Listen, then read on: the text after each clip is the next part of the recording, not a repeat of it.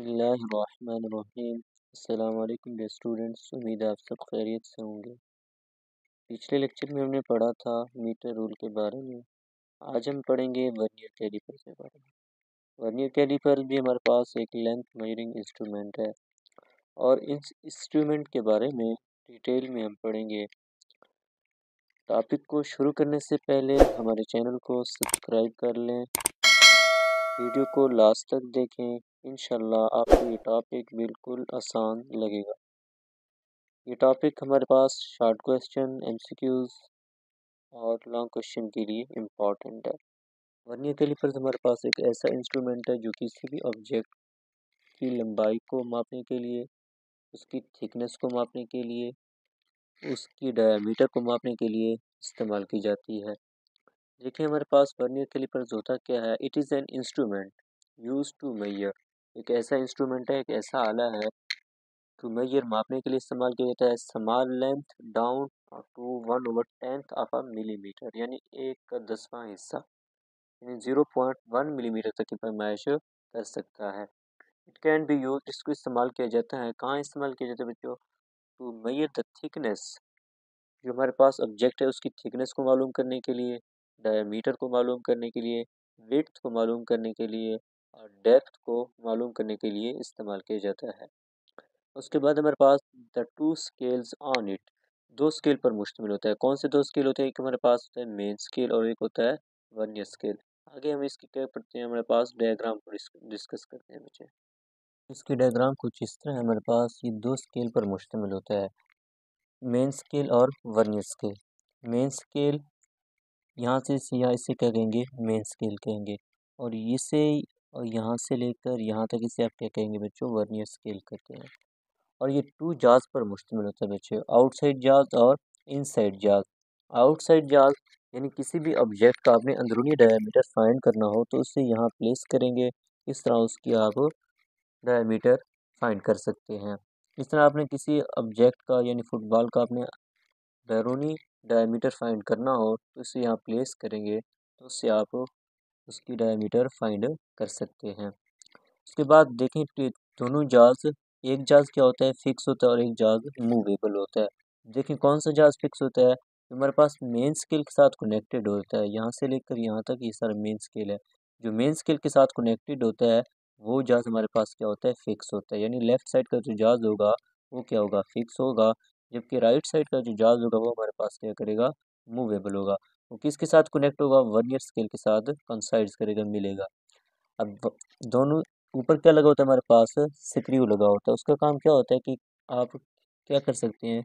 उससे आप vernier scale को लूज़ या टाइट कर सकते हैं। तो हमारे पास इजाज़ क्या हो जाता है? लूज़ भी हो सकता है और टाइट भी हो सकता है। इसे आप आगे पीछे कर सकते हैं। उसके बाद हमारे पास यहाँ पे लास्ट में क्या लगी हुई होती है? एक टेल लगी हुई होती है। टेल का काम क्या होता है? किसी भी आप कोई ऑब्जेक्ट हमारे पास उसकी आपने गहराई फाइंड करनी है तो उसके लिए आप क्या करेंगे? टेल का इस्तेमाल करेंगे वर्नियर कैलिपर में। देखिए हमारे पास आगे बच्चों main scale which has marking of 1 millimetre each, कि मेन स्केल में जो हमारे पास मार्किंग की जाती है हर हिस्से की वो कितनी होती है? 1 मिलीमीटर तक होती है। इस तरह हमारे पास वर्नियर स्केल यानी स्लाइडिंग स्केल भी कहते हैं, वहाँ पे कितनी होती है? एक हिस्से की लंबाई 9 मिलीमीटर तक होती है। एंड इट इज़ डिवाइडेड, और उसे तकसीम किया जाता है 10 इक्वल पार्ट्स, यानी 10 बराबर हिस्सों में। तो इसे आप किस तरह आप निकाल सकते हैं? सिंप्लीफाई कर सकते हैं। 9/10 करेंगे बच्चे। 9/10 वो कितना आएगा हमारे पास? 0.9, यानी हर हिस्सा किसके बराबर होगा? 0.9 के बराबर होगा। आगे हमारे पास least count of vernier caliper. Least count को आप दो तरीकों से कर सकते हैं। पहले हमारे पास क्या है? Least count of vernier calipers is difference between, क्या किन के दरमियान फर्क है बच्चों? मेन स्केल डिवीजन, यानी मेन स्केल डिवीजन और वर्नियर स्केल डिवीजन के दरमियान फर्क को आप क्या कहते हैं? लीस्ट काउंट कहते हैं। बच्चों लीस्ट काउंट वो कम से कम सबसे छोटी पैमाइश जो किसी भी इंस्ट्रूमेंट के लिए बिल्कुल सही तरीके से मालूम की जा सकती है, उसे आप क्या कहते हैं? उसका लीस्ट काउंट कहते हैं। अब लीस्ट काउंट देखें हमारे पास क्या होता है? Least count 1 main scale division. Main scale division कितने थे हमारे पास? कितनी लंबाई थी उसकी? 1 मिलीमीटर, ठीक है। उसके बाद इस तरह 1 वर्नियर स्केल डिवीजन, उसे आपने क्या बताया था? 0.9 मिलीमीटर। तो इसे आप माइनस करेंगे मेन स्केल में से वर्नियर स्केल डिवीजन, तो कितना आएगा हमारे पास 0.1 मिलीमीटर। और इसका दूसरा मेथड भी है हमारे पास। दूसरा मेथड हमारे पास क्या होगा लीस्ट काउंट फाइंड करने का बच्चों। Value of one small division on main scale, value आपने बतानी है क्योंकि मेन स्केल फिर कितनी होती है, स्मॉलेस्ट डिवीजन हमने पढ़ी थी 1 मिलीमीटर तक होती है। इस तरह total number of division on vernier scale कितने होते हैं, उसे कितने हिस्सों में तकसीम किया गया था, 10 बराबर हिस्सों में तकसीम किया गया था। आगे हमारे पास लीस्ट काउंट क्या फार्मूला क्या होगा, value of one smallest division on main scale easy बटा क्या आएगा total number of division on vernier scale. Value of smallest division कितनी थी कि हमारे पास 1 मिलीमीटर, और नंबर ऑफ डिवीजन कितने थे 10 थे, तो लीस्ट काउंट कितना आएगा 0.1 मिलीमीटर। तो 0.1 ×10⁻³ मीटर। अगर इसे आपने सेंटीमीटर में तब्दील करना हो तो क्या करेंगे, 0.1 ×10⁻³ ज़र 10⁻² आगे सेंटीमीटर लिखेंगे। सेंटीमीटर को ख़त्म करने के लिए आप मीटर के साथ क्या करना है, मीटर के साथ आप क्या करेंगे 100 पे डिवाइड करेंगे। इस तरह अगर सेंटीमीटर को ले आना हो तो 10⁻² के साथ आपने क्या करना है मल्टीप्लाई करना है, ये बात आपने याद रखनी है।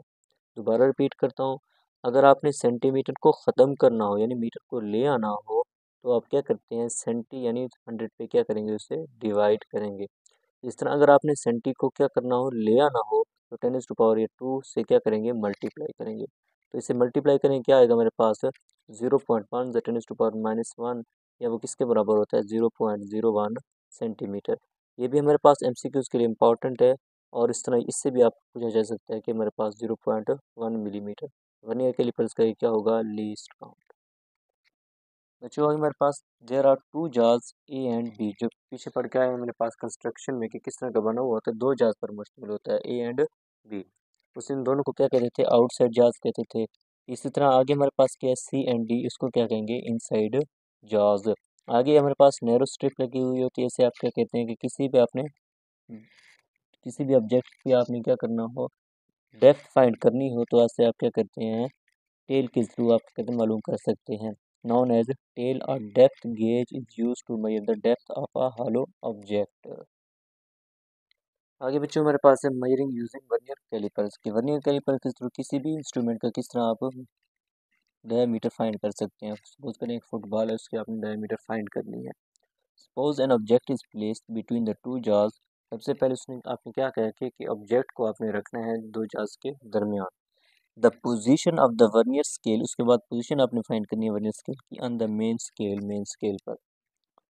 Read the main scale marking, main scale पर जो रीडिंग होगी वो आपने फाइंड करनी है बिल्कुल in front of the zero of the vernier scale, जो बिल्कुल वर्नियर स्केल के जीरो के बिल्कुल सामने हो वो रीडिंग आपने फाइंड करनी है किसकी मेन स्केल की। वो कितनी आ रही है देखो मेरे पास कौन सी लाइन है जो जीरो एरर के बिल्कुल सामने है 1 2 3 4.123, तो कौन सी आ रही है 4.3 सेंटीमीटर आ रही है।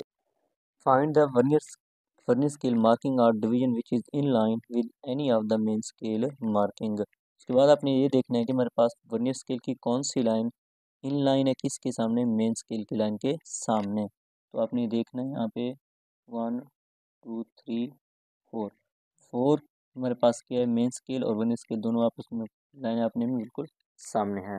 तो इस तरह आपकी लेंथ फाइंड कर सकते हैं किसी भी ऑब्जेक्ट की। Length of the object is equal to क्या आएगा हमारे पास main scale reading plus least count ज़र vernier scale reading. Main scale reading कितनी थी ली थी आपने 4.3 centimetre. Least count vernier calipers का कितना होता है 0.01 सेंटीमीटर। अगर मिलीमीटर में आप लिखेंगे तो कितना आएगा 0.1 मिलीमीटर। वो रीडिंग भी है फिर आपने किस में लेनी होगी मिलीमीटर में लेनी होगी मेन स्केल की रीडिंग। सर हमारे पास क्या आएगा 4, तो हमारे पास क्या आ जाएगा 4.34 सेंटीमीटर। ये है हमारे पास लेंथ ऑफ द ऑब्जेक्ट। उसके बाद जो है आप checking for the zero error, कि किस तरह आप ज़ीरो एरर को चेक कर सकते हैं। जब 2 जार्स को आपस में मिलाएंगे तो उसमें हमारे पास एरर आ सकता है। एरर हमारे पास 3 किस्म के होते हैं, zero error, positive zero error और नेगेटिव ज़ीरो एरर।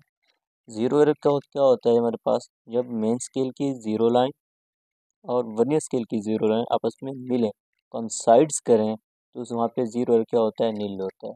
तो आप इस तरह से लिख सकते हैं zero line of the vernier scale coincides with the zero line of the main scale then zero error will be 0, तो वहाँ जीरो एरर क्या होगा, 0 होगा। Positive zero error, positive zero error में क्या होता है, zero of the vernier scale is right side के हमारे पास क्या हो, राइट साइड पर हो, मेन स्केल से राइट साइड पर हो, तो जीरो एरर क्या होता है, वहाँ पे पॉजिटिव होता है।